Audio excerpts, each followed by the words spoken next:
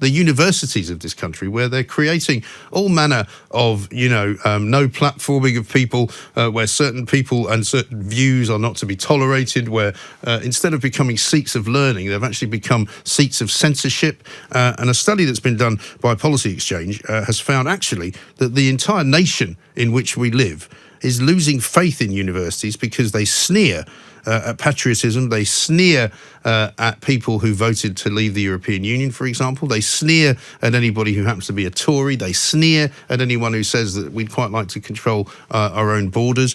They pay each other massive amounts of money, and it's just ridiculous, quite frankly. The business of university education has become just that, a business, and it's become a cartel. Let's talk to Lucian Hudson, Senior Fellow at Policy Exchange, about how this came about. Lucian, a very good afternoon to you. Welcome. Good afternoon to you, Mike. Thank you. I don't know whether you'd agree with all of those things I just said, but it seems to me that we are in a kind of us and them scenario here. Well, there's a real danger of that.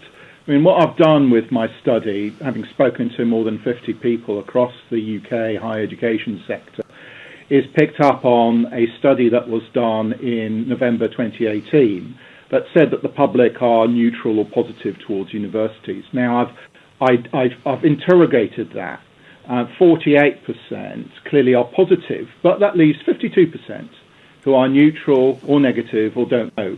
And I think the people I've spoken to across the sector, whether they've said this on the record, and many have, or whether they've said it off the record, and even more of them, they've said that this is a challenge for the sector because you can't even count on that 10% who could be more positive about university, because the sector is not clear enough about what value it provides the wider population. So we've concluded through our research that the sector is not in crisis, but it could be if action's not taken. In some critical areas, as you rightly say, the trust of the nation has been lost. The sector has allowed itself to be perceived all too negatively. This needs to be corrected. I mean, I think it's very much the case, is it not, that the kind of businessisation, if you like, and I know that's not a great word to come up with, of university education, which was all done under Tony Blair when he declared it was much more possible now for everyone to go to university, thereby creating this kind of massive market where they could attract foreign students and they could pay themselves massive amounts of money. Student fees would suddenly go up. You know, some of the pay that you mentioned that's being given to vice-chancellors is quite eye-watering, similar to other public sector areas. The sector itself, many in the sector itself thinks that the sector could be a lot more savvy in being clear about where it does add value. And let's not forget, the sector achieves great things, that we have some excellent universities, world class. But we are losing the support of many people in the population who do not relate to their universities. This is despite the fact that many universities do show a lot of leadership, but they've also made mistakes, and they recognise that. I think the issue of Vice-Chancellor's pay is one of them, but the non-disclosure agreements on students and other things that have really riled members of the population, I think are serious enough issues for the sector to take more seriously. We need to reverse recent trends on increasing grade inflation and conditional offers to restore confidence among the public and employers in the value of a UK honours degree. We need to do more, in the opinion of myself and Ian Mansfield, the co-author of this report, to level up the whole of the UK in terms of skills. We need to deal with perceived problems of low quality and low value degrees. And we need to make a real effort, in my opinion, in the opinion of Ian Mansfield, to reverse the decline in part-time education, encourage lifelong learning, and increase the provision of adult learning, especially in local communities. And the point I would make this, it's not a choice between championing excellence on the one hand and widening access to those from underrepresented or deprived backgrounds. We need to have both. And we need to have the government invest more in research to achieve excellence, of course, but even as important, if not more so now, to rebalance funding to go to focus on lagging regions across the UK. Quite. So I think things we can reverse this. We can reverse perceptions, but the higher sector leadership needs to act on these signals, on these concerns. Do you see any evidence at all that perhaps fewer people are going now to university and seeing, the years of debt that they're going to be sort of handing themselves might be best not getting into at all, and in fact they might want to enter the job market without a degree? That's a very good point, Mike.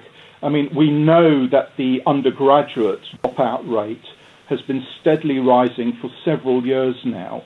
34% of all graduates are not in graduate jobs, which is consistent with a steady upward trend of overemployment since 2002. So this goes back many governments, and I think institutions should do more to help students to develop their transferable skills to make connections, both in terms of ideas and people, but also working as part of a team to be more agile, resilient in a world that employers can see, we can all see, is now increasingly volatile, uncertain, complex.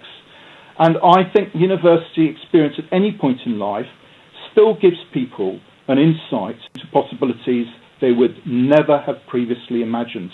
So I'm a big supporter of the sector.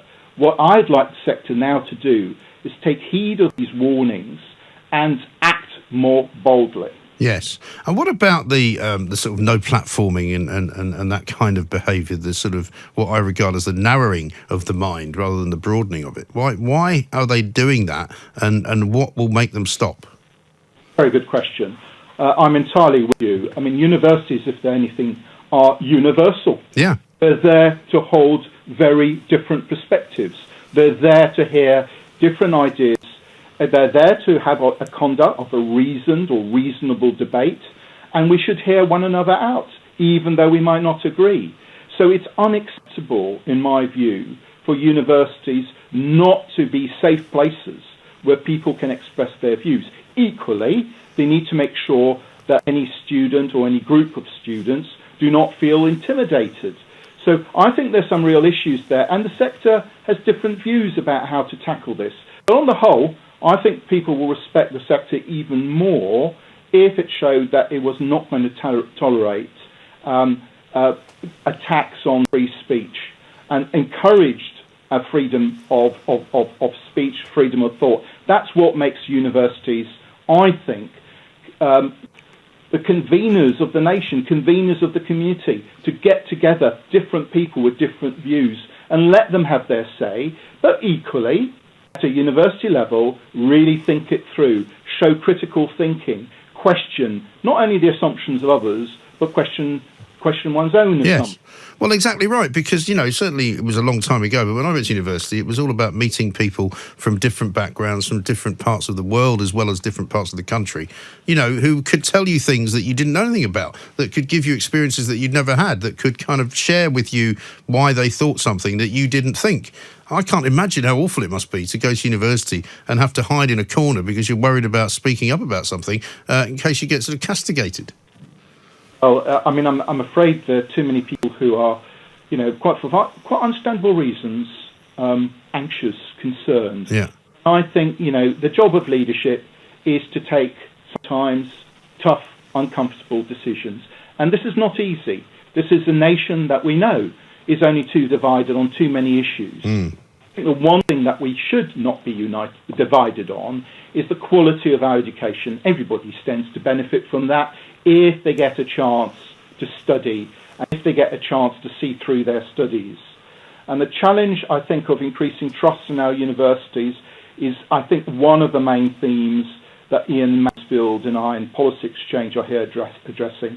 We're effectively asking vice-chancellors, and many of them have such courage, but more of them to have the more courage to adopt an outward-facing approach, to look ahead and reset what we call governance to improve culture and behaviours. I know there's some, those are technical terms, but they mean a lot. It means that not just the vice-chancellors, but the governing bodies that oversee the work of the vice-chancellors and executive teams, I think, are in a really good position to take a leadership position, not just on things like pay, on bullying and harassment, all very important to reconnect and regain the trust of the staff themselves, but also those outward-facing issues which I think the public judge a university on. And if they did that, as I have seen in countless cases, fine examples at the University of York, University of Nottingham, University of Liverpool, University of Salford, Strathclyde, up and down the land, Oxford, Cambridge. We've got some terrific universities, but what we need to see more consistently is this concerted action across the sector, across the UK.